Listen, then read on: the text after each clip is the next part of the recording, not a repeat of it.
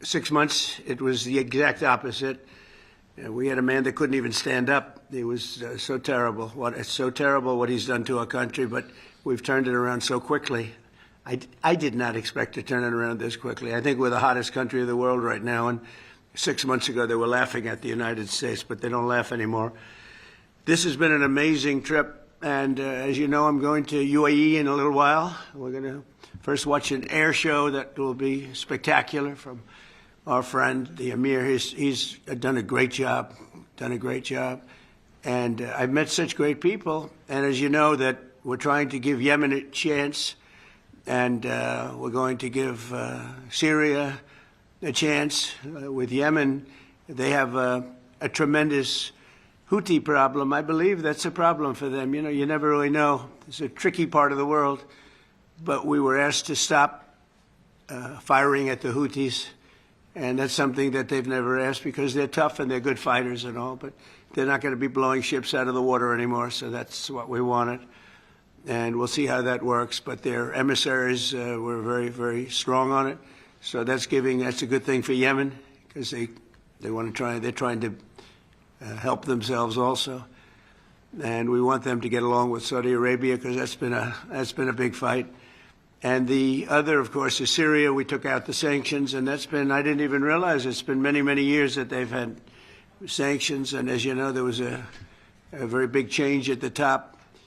And I thought that we have to give them a chance. They really have no chance with the sanctions. They were very biting. They were top of the line. Nobody could even deal with them. You couldn't make a phone call to Syria. So we did that, and I met the new leader of the country, and he's got a strong past. I'll be very nice. He's got a strong past, but I liked him a lot. I think he'll be a great representative, and we'll see. You're going to have a strong past to put that one around. You cannot be a weak person.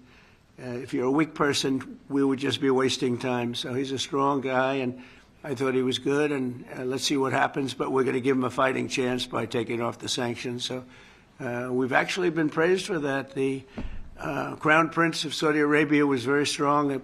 Please do that. He wanted it done. President of Turkey wanted it done. President Erdogan called me, said, is there any way you could do that? Because if you don't do that, they don't have a chance. And so I did it, and it's actually been very popular. The Emir liked it a lot. It's been very, very popular. So let's see what happens, but it's my honor to have done it. And with that, we're surrounded by some of the greatest business people in the world.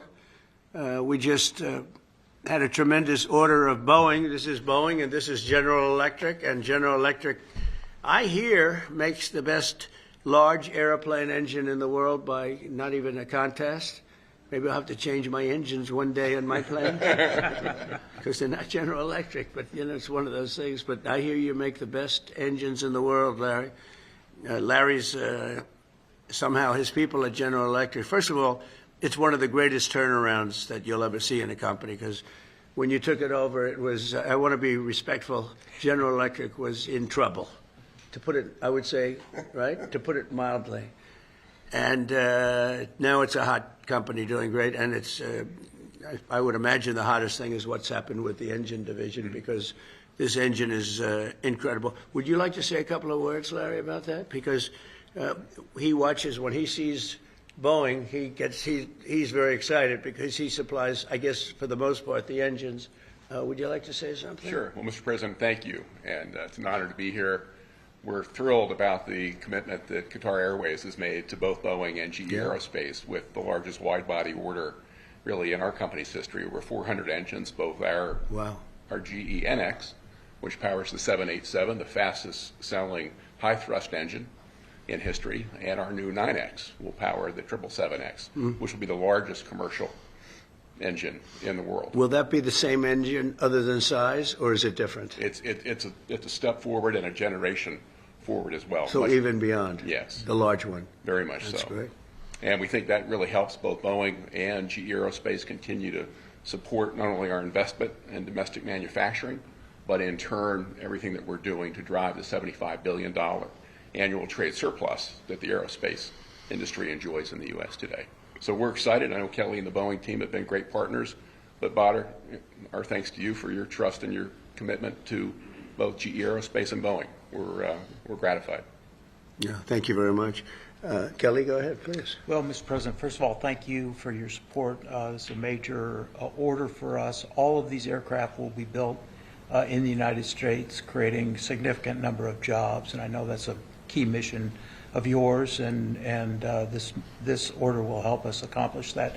Partnership with GE has been great. They do power exclusively our engines, and they're doing a great job here, and we're very pleased to be selected by Qatar for this largest wide-body aircraft order in the history of Boeing. Major accomplishment for us, and thanks to the administration for your support.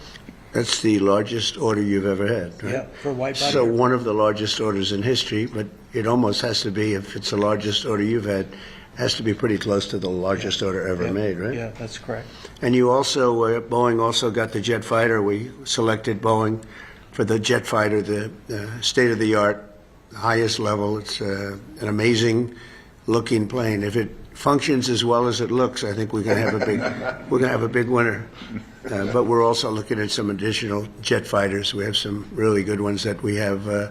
We're taking a look at, strong look from one of your competitors, I must say, and we're doing something very special. But it's a special country. We were losing the Middle East because the past administration didn't handle the relationship properly, didn't show the kind of respect that they deserve.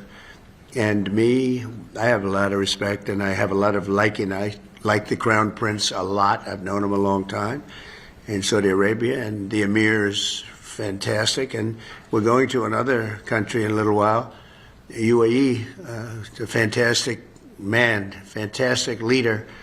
And they have great leadership talents in this part of the world, and that's why they're doing so well. And you probably read today the story about Iran has sort of agreed to the terms.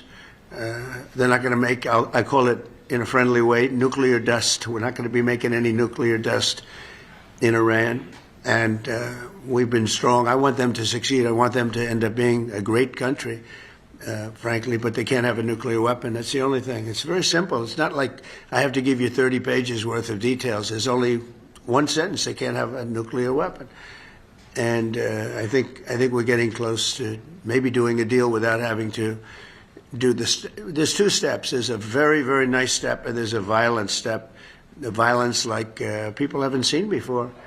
And I hope we're not going to have to do this. I don't want to do the second step. Some people do. Many people do. I don't want to do that step. So we'll see what happens. But we're in very serious negotiations with Iran.